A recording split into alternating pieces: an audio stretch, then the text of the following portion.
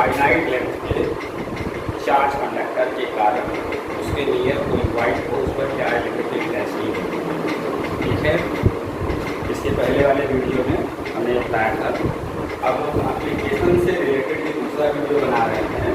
Infinite area का, infinite star corner star का एक चार्ज सीख है, तो उसके कारण उसके निकट किसी पॉइंट पर वैक्यूम क्षेत्र की तीव्रता इलेक्ट्रिक फील्ड डेंसिटी कितनी होगी, इसके लिए हम लोग चल रहे हैं। लेकिन उसके पहले हमें ये जानना पड़ेगा कि सरफेस चार्ज डेंसिटी क्या होती है।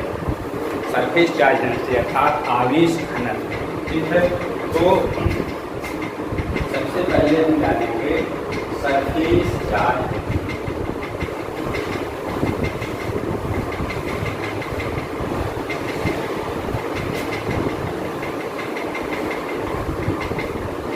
सरफेस चार्ज डेंसिटी या इसको ऐसे कहते हैं इंग्लिश में, तो आवेश घनत्व। ठीक है, किसी चार्ज कंडक्टर के surface per unit surface area पर जो चार्ज होता है उसे ही हम लोग कहते हैं सरफेस चार्ज। मतलब charge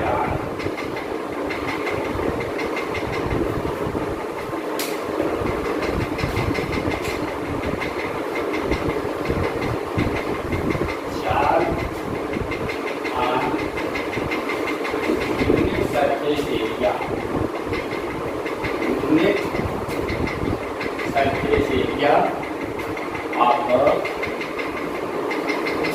charge conductor, charge conductor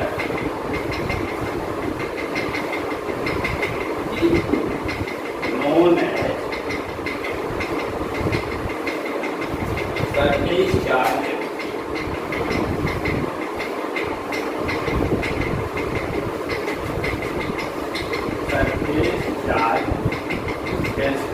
और इसको हम लोग रिप्रेजेंट करते हैं सिग्मा। ठीक है, कहने मतलब अगर हम हिंदी में कहें किसी आवेशित चार्ज के एकांक पृष्ठीय क्षेत्रफल पर जो आवेश की मात्रा होती है उसे ही हम लोग आवेश कहते हैं। सपोज करो कि एक कंडक्टर है जिस पर चार्ज क्यू है और उसका सरफेस एरिया जो है वो ए है। क्यू को ए से डिवाइड कर दें तो हमें मिलेगा यूनिट सरफेस पर कितना चार्ज है, और इसी को हम लोग कहते हैं सरफेस चार्ज डेंसिटी। और इस सरफेस चार्ज डेंसिटी को सिग्मा से हम लोग रिप्रेजेंट करते हैं। ठीक है, और इसकी यूनिट क्या होगी देखने से ही क्लियर है, क्योंकि क्यू चार्ज की यूनिट होती है कूलम और एरिया की यूनिट होती है मीटर स्क्वायर। इसकी यूनिट हो जाएगी कूलम पर मीटर स्क्वायर। क्योंकि इनफाइनाइट स्टार के इनफाइनाइट सरफेस एरिया के किसी चीज के कारण अगर हमें इलेक्ट्रिक फील्ड फाइंड करनी है तो उसके लिए हमें सिग्मा का पता होना कंपल्सरी है। ठीक है, क्योंकि जो चीज इनफाइनाइट स्टार का होगा, इनफाइनाइट एरिया का होगा, तो मतलब है इस पर चार्ज भी इनफाइनाइट हो जाएगी। तो उस केस में हमें यहाँ पर कंसीडर करना पड़ा सरफेस चार्ज डेंसिटी। ठीक है बच्चों, अब यहाँ पर हम कंसीडर कर ले रहे हैं, जैसे सपोज कर लो ये एक इनफाइनाइट एरिया का चार्ज सी जो पॉजिटिवली चार्ज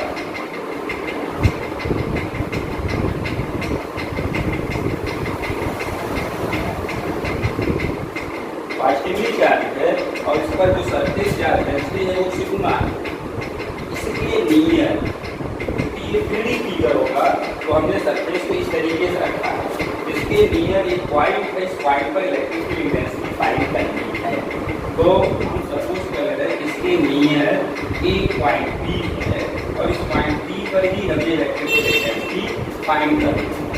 एक तो क्लोज सरफेस बनाने के लिए, क्वेश्चन सरफेस बनाने के लिए अगर हम सपोज कर लें कि इस फाइंड द शीट से डिस्टेंस आर है, तो इसको हम सिलेंडर एक गॉसियन सिलेंड्रिकल सरफेस लेंगे और गॉसियन सिलेंड्रिकल सरफेस जैसे यहाँ पर सरफेस हो तो दोनों तरफ इस तरीके से होना चाहिए, ठीक है। तो यहाँ पर हम ये आर डिस्टेंस पर एक पॉइंट और कंसीडर करते हैं, ठीक है। और इसको एक्सी मानते हुए ए क्रॉस सेक्शनल एरिया, तो पिराई एरिया होगी उसकी क्रॉस सेक्शनल एरिया ए लेते हुए एक सिलेंडर ड्रा करते हैं इस तरीके से।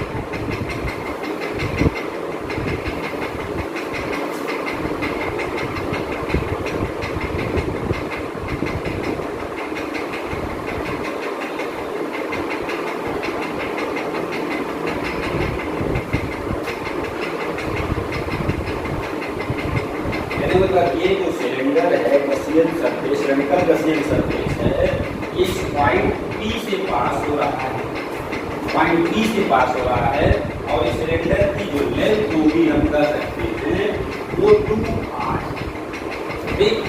और ये जो सीट है उसके बीचों बीच में है, जितना सिलेंडर इधर है उतना ही सिलेंडर इधर है, मतलब आर हाइट का सिलेंडर इधर होगा तो आर हाइट का सिलेंडर सीट के इधर भी होगा, ठीक है। अब ये क्लोज सरफेस हो गया और सोचो कि अगर सीट इस तरीके से है और यहाँ पर हमने सिलेंडर ऐसे बना दिया, क्या पूरी सीट का चार्ज सिलेंडर के अंदर होगा? नहीं होगा, केवल उतना ही चार्ज अंदर होगा जितना सिलेंडर का पर सरफेस है।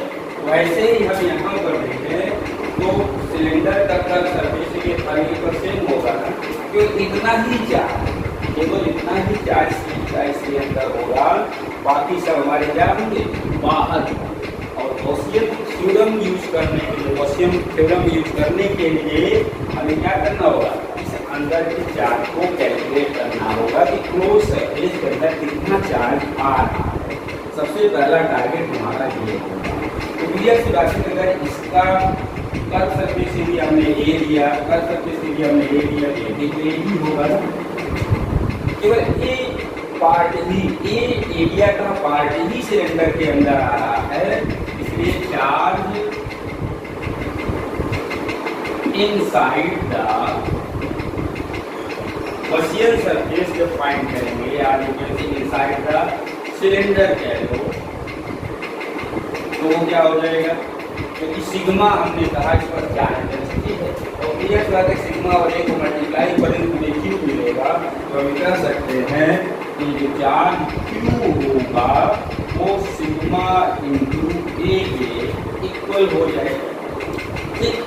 अब देखो गॉस थ्योरम जब हम अप्लाई करेंगे, गॉस थ्योरम क्या कहता है कि electric flux bounded by a closed surface become equal to the 1 upon epsilon naught time of that charge which enclosed in that surface। जो सरफेस के अंदर चार्ज इनक्लोज होगा उसका 1 upon epsilon naught टाइम कर देंगे तो उससे bound Gaussian bound electric flux मिल जाएगा, ठीक है। तो गॉस थ्योरम का जब यूज करेंगे तो पाई इक्वल क्या हो जाएगा? Q अपॉन एप्सिलॉन नॉट, और Q की वैल्यू क्या है? सिग्मा है, यहाँ पर क्या आ जाएगा? Pi equal to sigma A upon epsilon naught. ये करो इक्वेशन है गॉस थ्योरम का एप्लीकेशन है, ठीक है। अब हमें फाइंड करना है अकॉर्डिंग टू डेफिनिशन कि इससे बाउंड इलेक्ट्रिक फ्लक्स क्या होगा, ठीक है। तो देखो ये चार्ज सीट है, इसके कारण इधर इलेक्ट्रिक लाइन चलेगी, इधर भी इलेक्ट्रिक लाइन चलेगी, तो यहाँ पर अगर हम एक एलिमेंट्री सरफेस एरिया तथा सेक्शनल अगर फाइंड ले लेते हैं तो इसकी डायरेक्शन ई इधर होगा और इलेक्ट्रिक फील्ड इंटेंसिटी क्या होगी? इधर ही, ठीक है। ये ई भी इधर होगा, डी ए भी इधर होगा, मतलब कि यहाँ पर हम थीटा की बात करेंगे तो जीरो हो जाएगा, क्योंकि एरिया वेक्टर और इलेक्ट्रिक फील्ड इंटेंसिटी दोनों के बीच का भी जीरो हो गया, ठीक। और ऐसे ही अगर हम इस साइड लेते हैं, यहाँ पर भी क्या हो जाएगा? एरिया वेक्टर का डायरेक्शन इधर होगा,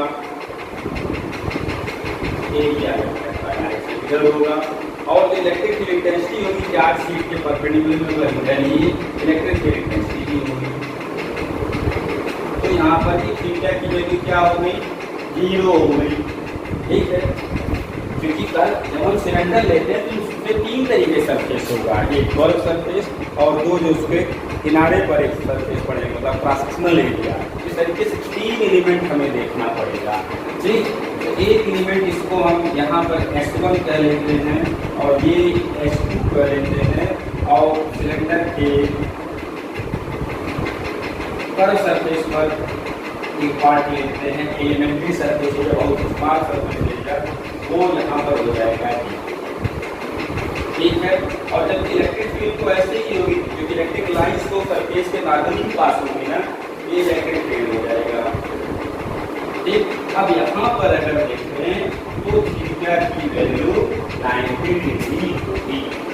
क्लियर, अब हम डेफिनेशन अगर लगाएं तो डेफिनेशन के according electric flux bounded by this surface पे हो जाएगा, क्योंकि सरफेस क्लोज्ड है तो हम कहेंगे closed surface integration of E dot dA। ये और ये जो हमारा dA है 3 तरीके की सरफेस में व्यक्त है, तो अब अगर हम इसको अलग अलग कर दें तो ये तो हमारा क्या हो जाएगा, E dot dA part of first surface, फिर पर यहाँ पर क्लोज अब नहीं होगा। ठीक है, क्लोज वहाँ पर था, अब ये S2 हो जाएगा E डॉट dA और प्लस ये हो जाएगा S3 सरफेस के लिए, और ये हो जाएगा E डॉट dA। ठीक है, अब यहाँ पर देखें क्योंकि E और dA S1 सरफेस के लिए इनके बीच में के लिए 0 है, ये हो जाएगा S1 E dA cos 0।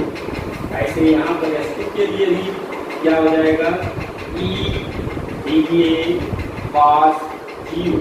लेकिन इसके लिए देखेंगे तो एरिया वेक्टर और इलेक्ट्रिक फील्ड इंटेंसिटी के बीच का एंगल 90 डिग्री है, इसलिए ये क्या हो जाएगा, S3 के लिए E dA cos 9। और तुम्हें पता है cos 90 की वैल्यू जो होती है वो 0 होती है, ये पार्ट 0 हो गया।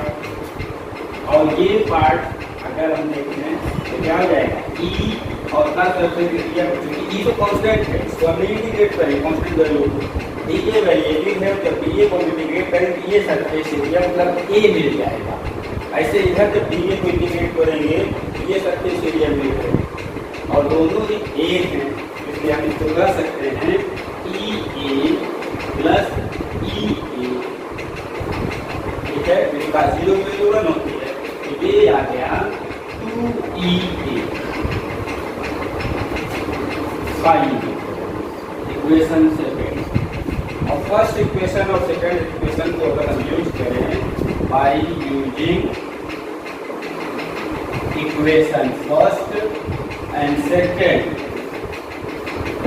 तो ये चीज हो जाएगा 2EA equal to sigma A upon epsilon naught, और ये A से A कैंसिल हो गया। अब इलेक्ट्रिक फील्ड इंटेंसिटी का फॉर्मूला क्या आ गया, sigma upon epsilon upon 2 epsilon naught, 2 को भी इधर लाएंगे, ये फॉर्मूला हो गया।